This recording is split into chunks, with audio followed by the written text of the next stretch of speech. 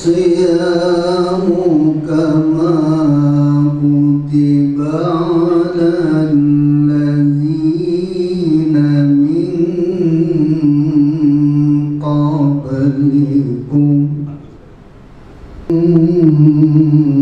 قبلكم لعلكم senantiasa konsisten menghadiri pengajian pimpinan yang setiap bulan kita adakan. Bapak dan Ibu yang saya hormati, alhamdulillah kita bersyukur pada Allah Subhanahu wa taala pada hari ini kita ditakdirkan oleh Allah untuk bermuajahah bertatap muka dalam rangka menyambut bulan suci Ramadan yang memperindah budi pekerti. Nah, saya ambil dari sebagai sambutan ini yang keduanya, nomor duanya, memperdalam, memperluas paham agama. Nah, inilah salah satu ciri daripada Muhammadiyah. Jadi Muhammadiyah itu bagaimana terus bergerak, bagaimana terus bertermotivasi untuk memperluas pemahaman kita terhadap ad-dinul Islam, sebagaimana yang diamanatkan dalam 12 langkah perjuangan Muhammadiyah. Nah, oleh karena itu Bapak Ibu, kenapa di setiap ranting, di setiap cabang, daerah, wilayah sampai pusat itu selalu diadakan apa yang disebut dengan pengajian, ya, karena memang titik bijaknya itu kita adalah pada 12 langkah perjuangan Muhammadiyah pada nomor yang kedua. Bagaimana setiap warga Muhammadiyah itu pengetahuannya tidak statis, tidak stagnan, tetapi terus bertambah, dan salah satu cara untuk bertambahnya itu adalah mengadakan pengajian yang kita laksanakan seperti hari ini. Oleh karena itulah Bapak Ibu, kenapa pimpinan cabang Muhammadiyah dalam hal ini Majelis Tabligh selalu menekankan bagaimana seluruh majelis-majelis itu, anggota Muhammadiyah, pimpinan Muhammadiyah bersatu padu mengejar dan mencari ilmu pengetahuan. Karena dalam perspektif Muhammadiyah, ilmu itu harus senantiasa bertambah. Bismillahirrahmanirrahim. Assalamualaikum warahmatullahi wabarakatuh. Waalaikumsalam warahmatullahi wabarakatuh. Alhamdulillahillazi arsala rasulahu bil huda wa dinil haqq liyuzhirahu 'alad dini kullih walau karihal kafirun. Asyhadu an la ilaha illallah wahdahu la syarikalah wa asyhadu anna Muhammadan abduhu wa rasuluh wa la nabiyya ba'da. Amma ba'd. Pertama-tama tentu kita bersyukur kehadirat Allah Subhanahu wa taala karena berkat rahmat dan karunia-Nya pada pagi hari ini kita dalam keadaan sehat walafiat, sehingga dapat berkumpul di ruangan yang kita banggakan ini, Aula Haji Muhammad Syarif, dalam rangka kita melaksanakan ini jadwal pengajian pimpinan, tapi khusus menjelang Ramadan. Ini temanya adalah kita menyambut bulan suci Ramadan. Selanjutnya tentu beriring salawat serta salam kepada Rasulullah sallallahu alaihi wasallam. Allahumma shalli ala Muhammad wa ala ali Muhammad. Yang kami hormati Bapak Dr. Haji Sopa AR MA, yang alhamdulillah pada pagi hari ini beliau dapat mengabulkan permintaan kita, mengabulkan undangan kita. Maka tentu kami kami sangat berterima kasih Pak atas kehadiran Bapak yang memang tadi sudah diceritakan oleh Pak Ketua Majelis Tabligh. Sudah lama sebetulnya ingin sekali Bapak hadir di tengah-tengah kami, tapi alhamdulillah baru terwujud sekarang ini Pak ya. Terima kasih yang sebesar-besarnya atas kehadiran Bapak. Kemudian pada kesempatan ini Pak, karena ini menjelang Ramadan dan memang acara kami tiap tahun itu menjelang Ramadan ini kami selalu mengundang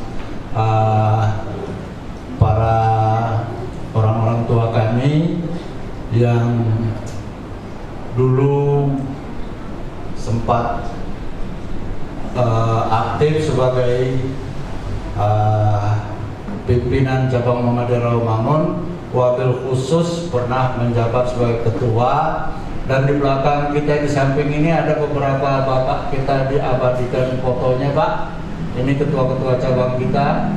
Dan saya melihat yang ada sekarang ini masih ya Pak Nawas dan Pak Haji Sulomo. Alhamdulillah, terima kasih sekali Bapak. Bersyukur kita pada hari ini Bapak berdua bisa hadir. Ini sesepuh kami Pak. Beliau sempat pada periode yang lalu beliau sebagai ketua pimpinan cabang Muhammadiyah. Nah, ini satu lagi yang baru datang Pak. Alhamdulillah Bapak Haji Zafrullah Salim, mantan ketua kita juga Pak ini. Mungkin dengan Bapak sudah tidak asing Pak ya. Alhamdulillah pada pagi hari ini juga beliau hadir. Dan juga para pengurus ranting, pengurus ortom di lingkungan pimpinan cabang Muhammadiyah yang pada pagi hari ini berkesempatan hadir, alhamdulillah. Kemudian juga para pimpinan amal usaha Pak, dari kepala sekolah sampai kepada panti asuhan, dan juga kita punya amal usaha yang baru ini, media center Pak. Ini juga hadir, yang biasanya dia mengabadikan acara-acara seperti ini di diambil foto-fotonya dan sebagainya Pak untuk arsip nanti akan berguna. Nah, para hadirin sekalian, tentu saya tidak sempat menyebutkan nama masing-masing satu persatu ya. Namun sekali lagi pada pagi hari ini kita sama-sama berbahagia bisa kumpul di sini bertatap muka, kangen-kangenan yang sudah lama tidak ketemu bisa ketemu sekarang, terutama kepada bapak-bapak kita yang tadi saya sebutkan, alhamdulillah. Dan berkesempatan kita pada pagi hari ini menimba ilmu sebagaimana yang tadi disampaikan oleh Bapak Haji Muhammad Sodik.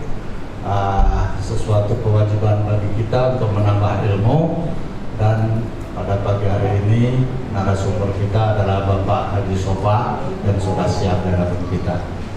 Jadi mari kita simak apa nanti yang beliau sampaikan, semoga dapat bermanfaat bagi kita, dan khusus dengan acara ini mudah-mudahan bermanfaat bagi kita semua. Saya kira sekian sambutan dari saya.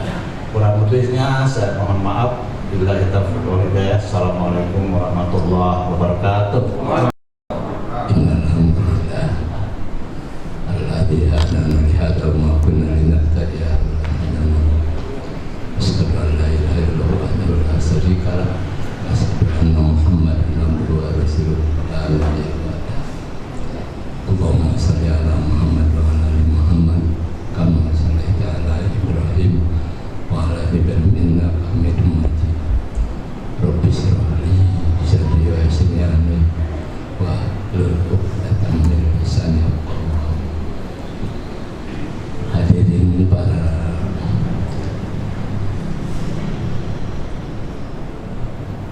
pengurus dan semua yang hadir, mari kita bersyukur kehadirat Allah Subhanahu wa Ta'ala atas segala nikmat dan karunia-Nya. Alhamdulillah hadir memenuhi undangan pengurus untuk menyambut Ramadan Batul. Saya tidak akan berpanjang lebar menyampaikan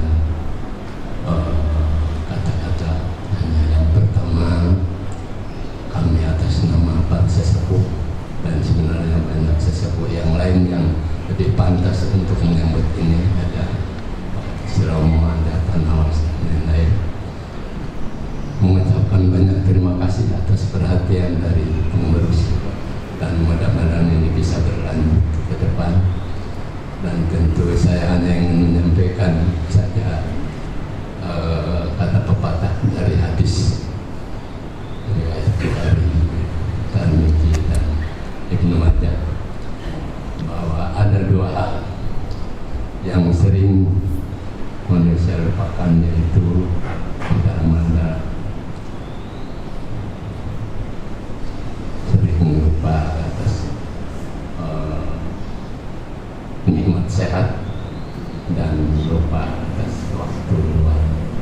Mudah-mudahan kita semua senantiasa sepanjang Allah masih memberikan umur pada kita, senantiasa memanfaatkan waktu itu sebaik-baiknya sepanjang kita bisa, kemudian juga memanfaatkan waktu itu sebaik-baiknya, tidak membuang-buang waktu. Hadirin yang bahagia, tentu saja saya juga menyampaikan turut berduka cita kepada beberapa teman-teman kita yang tidak terdahulu dipanggil Allah SWT, yang kami juga tidak sempat hadir. Mudah-mudahan beliau semua mendapat tempat yang sebaik-baiknya di hadirat Allah SWT. Barangkali itu yang perlu saya sampaikan, dan kepada Bapak narasumber saya berterima kasih bahwa dapat hadir untuk insya Allah nanti menyimak apa-apa yang insya Allah Bapak sampaikan. Demikian saja, sekali lagi terima kasih. Assalamualaikum warahmatullahi wabarakatuh. Itu sangat ditekankan, apapun yang dilakukan harus berdasarkan ilmu. Wala taqfu ma laysa laka bihi ilmu. Jadi janganlah kamu mengatakan sesuatu yang tidak ada dasar ilmunya. Oleh karena itu nanti di dalam hadis, kenapa ada hadis thalabul ilmi faridatun ala kulli muslimin, bahwa menuntut ilmu itu adalah wajib atas setiap orang Islam. Nah, Imam Ghazali itu di dalam Ihya Ulumuddin menjelaskan yang dimaksud ilmu di sana adalah ilmu yang mengajarkan tentang hak dan kewajiban, ilmu yang mengajarkan tentang kaifiyah, bagaimana kita mengamalkan ajaran Islam. Itulah wajib, dan bagi Imam Ghazali mempelajari ilmu itu hukumnya fardu ain. Sedangkan ilmu-ilmu yang lain itu kata Imam Al-Ghazali hukumnya adalah fardu kifayah. Jadi kalau kita menjalankan ibadah puasa kemudian tidak tahu ilmunya, maka ini bisa sangat berbahaya, karena kemungkinan besar puasa yang kita lakukan itu salah atau keliru. Kemungkinan besar puasa yang kita lakukan itu tidak diterima oleh Allah Subhanahu wa Ta'ala. Nah, mudah-mudahan kalau dilakukan dengan ilmu, peluang untuk diterima oleh Allah akan lebih besar. Nah, yang kedua, persiapan fisik.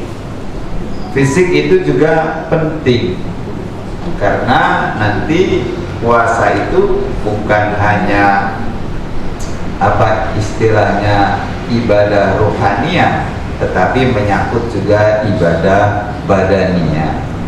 Jadi kalau fisiknya tidak prima, fisiknya tidak fit, maka itu kan dende dosa untuk berbuka, kemudian mengkodonya di bulan yang lain selain bulan Ramadan.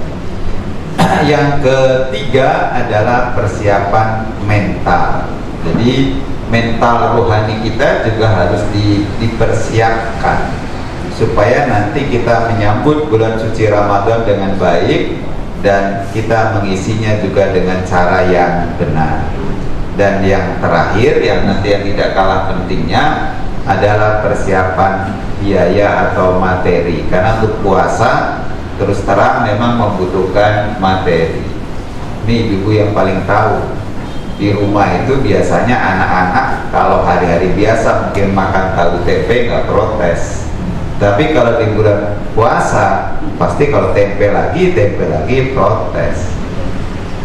Begitu juga di bulan puasa nanti ada khas budaya masyarakat Islam, nanti ada khas hidangan yang ada di bulan puasa. Begitu bulan Ramadan selesai, hidangan itu tidak ada lagi. Dan itu kan perlu pengeluaran tambahan.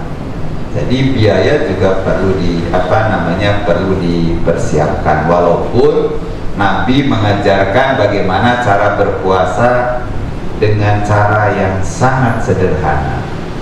Jadi kalau kita baca hadis-hadis Nabi kalau berbuka dengan kurma, itu alasannya bukan apa-apa. Kalau kita selidiki, alasannya karena makanan yang mudah didapat di sana adalah buah kurma. Nanti bapak-bapak, ibu-ibu yang berkesempatan pergi haji atau pergi umroh, kalau mencari kurma itu dari mulai di mana saja ada itu di sana. Pokoknya dari mulai yang kualitasnya apapun sampai yang gratisan itu juga ada banyak. Halal itu. Jadi saya waktu pergi haji ya, kalau ada yang gratisan dulu lah, baru kemudian kita beli yang untuk oleh-oleh dibawa pulang ke rumah. Nah, kemudian bagaimana Nabi kalau tidak menemukan buah kurma, maka nanti berbukanya cukup dengan air putih. Nah, kalau air putih kan tidak perlu mengeluarkan banyak biaya. Kurma mungkin beli, tetapi kalau air putih kan, tapi sekarang kan kita sulit untuk air bersih ya, terpaksa juga air putih juga beli. Tetapi artinya itu kan dari sisi cost, dari sisi biaya kan relatif lebih murah. Sehingga Nabi itu mengajarkan seperti itu. Sehingga nanti jangan keliru, oh yang nyunah bukannya pakai kurma. Kata siapa? Nabi buka bukan hanya pakai kurma, kalau tidak ada cukup dengan air putih. Sehingga nanti ada yang mencoba menyelidiki kenapa pakai kurma, coba ditelusuri ilatnya. Oh, kurma itu mengandung zat gula itu sangat bermanfaat untuk mengembalikan stamina. Akhirnya ditangkaplah oleh salah satu produsen teh botol Sosro, berbukalah dengan yang manis, teh botol Sosro. Itu dari situ, karena mencoba menelaah kenapa Nabi berbuka dengan kurma. Nah, kalau itu masalahnya, maka di kita akhirnya ada budaya itu, bukan hanya dengan kurma. Dulu sulit itu mendapatkan kurma, tidak seperti sekarang. Makanya dulu umat Islam di Indonesia kreatif. Maka yang manis-manisnya bukan dari kurma, ada kolak, apalagi itu.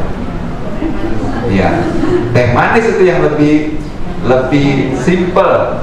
Kalau sudah ada teh celup, yang penting ada air di termos, hanya dalam hitungan menit sudah siap kan? Tinggal teh celup, gelas, air, kemudian gula, udah hitungan ya nggak sampai 10 menit lah, 2-3 menit sudah siap. Apakah itu tidak nyunah? Nah, ini kan nanti persoalannya. Kalau nyunahnya harus pakai kurma saja, mungkin di kota-kota besar mudah untuk mendapatkan buah kurma, tapi di pedesaan-pedesaan tidak mudah untuk mendapatkan buah kurma. Oh, kalau begitu yang dapat pahala sunnah hanya orang-orang di kota, di desa tidak. Itu keliru.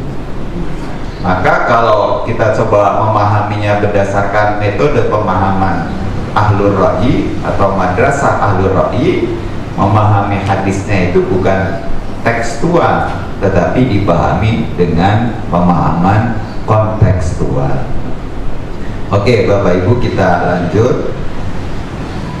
Nah, bekal ilmu Kalau di Muhammadiyah nanti Bapak Ibu tinggal salah satunya, ini tuntunan yang sudah dibuat oleh Majelis Tarjih dan Tajdid, judulnya Tuntunan Ibadah pada Bulan Ramadan. Ini sudah bisa di-download, itu tinggal dicetak juga silahkan. Ini sudah direvisi beberapa kali, yang terakhir tahun 2015. Jadi kira-kira secara global itu isinya ada di sini. Tetapi kalau Bapak Ibu ingin mendalami, itu bisa mendalami literaturnya fiqhusya, yaitu fikih tentang puasa. Itu akan dibahas secara panjang lebar. Nah, kalau untuk ini saya rasa ini sudah clear ya, tidak perlu kita ulas secara mendalam, tapi sepintas saja. Nah, yang akan saya sampaikan pada kesempatan ini nanti berkaitan dengan maklumat PP itu. Jadi, kenapa PP akhirnya mengeluarkan maklumat untuk puasa Ramadan 1443 jatuhnya pada hari Sabtu tanggal 2 April. Ini data yang dikumpulkan oleh Majelis Tarjih. Jadi kalau Majelis Tarjih, markasnya kalau menyusun hisab itu markasnya adalah Yogyakarta. Jadi sesuai dengan ibu kota Muhammadiyah, Yogyakarta. Maka ketika rame-rame berita saudara kita sebelah sudah bikin kapling di IKN, Pak Abdul Mukti itu diwawancara wartawan. Bagaimana dengan Muhammadiyah? Muhammadiyah masih setia, ibu kotanya di Jogja, tidak akan pindah. Jadi kalaupun nanti IKN jadi, ya kita di sana hanya perwakilan doang. Tetap ibu kotanya, pusatnya adalah di Yogyakarta. Sama di Menteng itu kan bukan, itu kan hanya perwakilan. Kantor pusatnya tetap di Jogja, Jalan Teguh Ciktitiro itu di situ. Nah, kenapa? Nah, ini datanya menunjukkan bahwa di seluruh Indonesia itu sudah plus. Jadi di Jogja itu plus 2 derajat 18 menit 12 detik. Jadi ketinggian hilalnya itu sudah seperti itu. Nah, bagaimana dengan di di belahan dunia? Nah, ini di belahan dunia. Jadi rata-rata ini Indonesia ini 1, 2, 2. Kalau sampai nanti ke Saudi itu sudah bisa 3, sudah lebih tinggi lah. Afrika itu lebih tinggi, ada 6, 7, terus sudah lebih tinggi. Kalau lebih tinggi itu posisi hilal pada saat matahari terbenam tanggal 29 itu seperti itu. Dan kalau nanti ada orang yang meruqyah, itu umumnya ruqyahnya akan berhasil. Pengalaman saya tahun 2011, saya dapat tugas untuk mengisi seminar di pesantren Tebu Ireng Jombang. Saya berangkat dari Jakarta bersama Kasubdit Hisab Ruqyah Pak Arifin Junaidi dengan yang dari Lapan Pak Thomas Jamaluddin itu. Jadi sepanjang jalan Pak Arifin Junaidi itu khawatir karena posisi hilal sudah di atas 2 derajat. Jadi kalau nanti tidak ada laporan ruqyah yang berhasil, maka nanti PBNU akan menetapkan istiqmal. Jadi bulan Sya'bannya digenapkan menjadi menjadi 30. Padahal posisi hilal sudah tinggi. Ini Kasubdit pusing ini kalau nggak ada laporan itu. Saya pernah pada waktu tahun berapa? 97 kalau tidak salah di Jogja itu, ya dalam seminar nasional tentang metode hisab Muhammadiyah, mengundang ormas-ormas Islam dari NU itu ketua Lajnah Falakiyahnya Kiai Ghazali Masruri itu. Beliau mengatakan ya pokoknya harus pakai ruqyah. Jadi nggak bisa kalau hanya berdasarkan hisab. Hisab itu hanya sebagai faktor pendukung saja. Nah, coba kita lihat data di Indonesia. Posisi hilal itu sudah rata-rata antara di atas 1, kemudian Papua itu sudah 1 sampai 1,25 sampai 1,5, kemudian Sulawesi itu sudah di atas 1,5 sampai 1,75, Kalimantan 1,75 sampai 2, Jawa kita Jakarta sudah 2 lebih, 2 sampai 2,25. Nah, di Indonesia itu ada tradisi kalau posisi hilal 2 derajat itu laporan ru'yatnya akan diterima, tidak ditolak. Jadi kalau tahun berapa yang kita rame, ibu-ibu sudah masak mau buat lebaran jam 9 jam 10 dianulir lebarannya nggak jadi lusa, itu karena laporan ru'yatnya ditolak karena posisi hilal masih di bawah 2 derajat. Jadi mestinya kalau berdasarkan data ini peluangnya itu untuk puasa Ramadan tahun ini peluangnya akan bersama-sama. Nah, coba kita lihat nanti apa yang dilakukan oleh umat Islam di Indonesia. Nah, ternyata yang menggunakan hisab itu bukan hanya Muhammadiyah. Jadi hisab itu ada hisab urfi, ada hisab hakiki. Hisab urfi itu kayak kita menghitung kalender Masehi. Jadi bapak-bapak kan Januari 31, Februari 28, 29, Maret 31 begitu. Nah, kalau hisab urfi itu nanti Muharram 31, kemudian Safar 29, Rabiul Awal, terus nanti Ramadan itu jatuhnya kalau tidak salah 29 hari.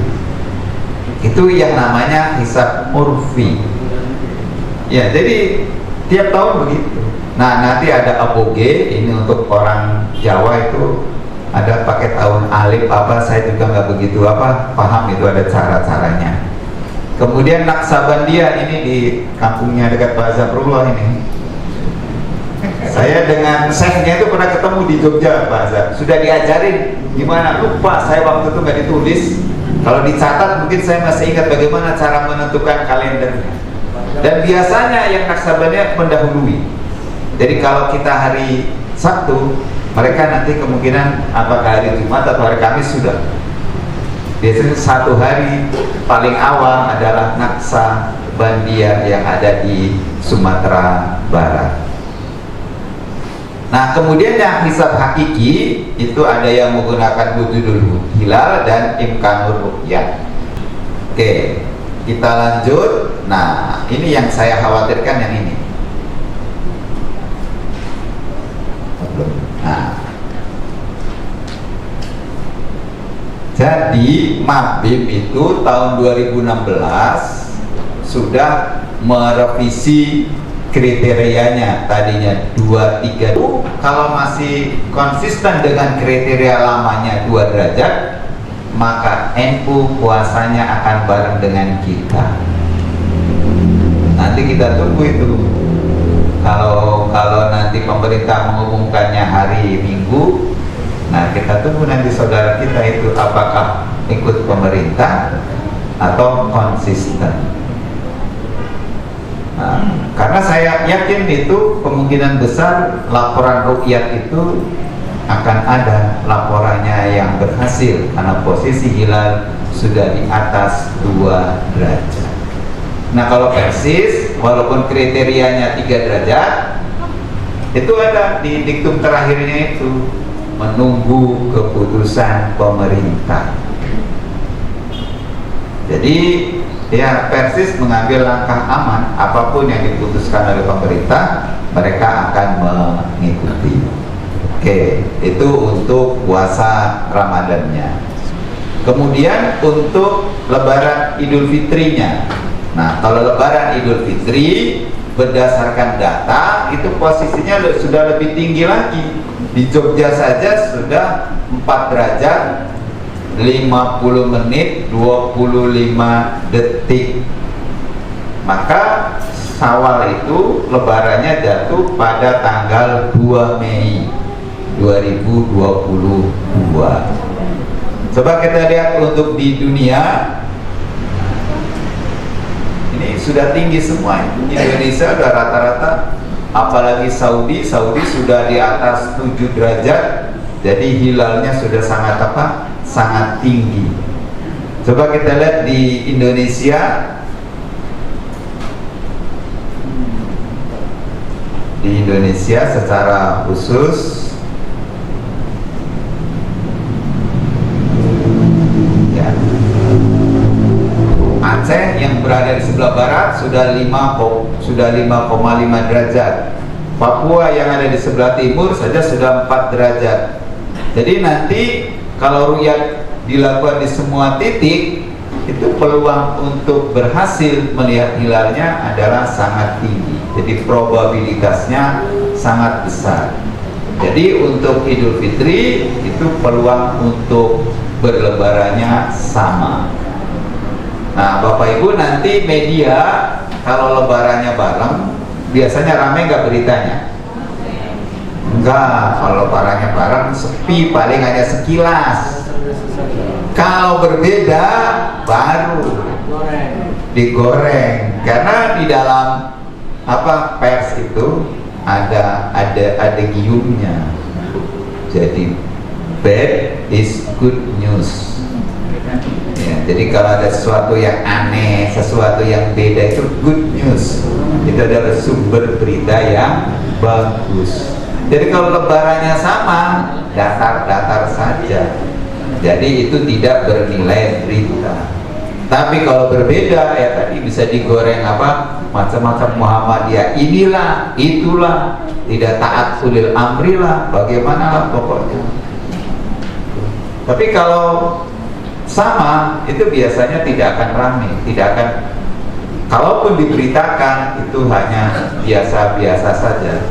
Kalaupun headline cukup 1 kali, tidak sampai berkali-kali menjadi headline berita. Nah, yang terakhir untuk Idul Adha. Nah, Idul Adha itu nanti jatuhnya pada hari Sabtu tanggal 9 Juli tahun 2022. Nah, posisi hilal, nah di sini yang agak agak tipis di Jogja itu baru 1 derajat 58 menit 28 detik. Tapi sudah plus, hilalnya sudah wujud. Maka jadi kalau untuk puasa Arafahnya tanggal 8 Juli, kemudian Idul Adhanya tanggal 9 Juli. Jadi kalau kita punya program kalau dulu di Makassar yang ramai pengemukan sapi ya, tahun berapa tuh Makassar bisa berkorban kerjasama dengan Metro TV disiarkan sampai berapa ratus, 600 ekor, karena bekerjasama dengan petani. Jadi dari mulai penggemukan bisa sapinya bisa lebih murah itu harganya, sehingga luar biasa jumlahnya yang bisa dipotong di pimpinan wilayah Muhammadiyah Makassar. Jadi dengan sudah diumumkan seperti ini, sebenarnya sudah jauh-jauh hari bisa dibuat perencanaan. Termasuk juga kalau kita mau motong hewan kurban itu sudah bisa diancar-ancar itu. Hitung-hitungnya sekarang bulan apa. Kalau mau pengemukan itu butuh berapa bulan. Jadi itu sudah bisa direncanakan dari jauh-jauh hari. Itu kelebihan daripada hisab. Nah, kita lihat datanya untuk di Indonesia itu antara 1 sampai Coba kita lihat di dunia, kita lihat yang di Indonesia. Ya. Nah, karena ini tinggi di sebelah barat, maka sebenarnya untuk Idul Adha sekali lagi peluang untuk berbedanya kecil. Jadi kalau clear dengan metode yang ada, kriteria yang ada, sebenarnya puasa kita untuk tahun ini, Lebaran Idul Fitri, Idul Adha, itu peluangnya akan sama. Tetapi kalau pemerintah nanti akan memberlakukan kriteria yang baru, imkanuriat yang baru 3 dan 6,4, maka kemungkinan akan berbeda pada saat menentukan awal puasa.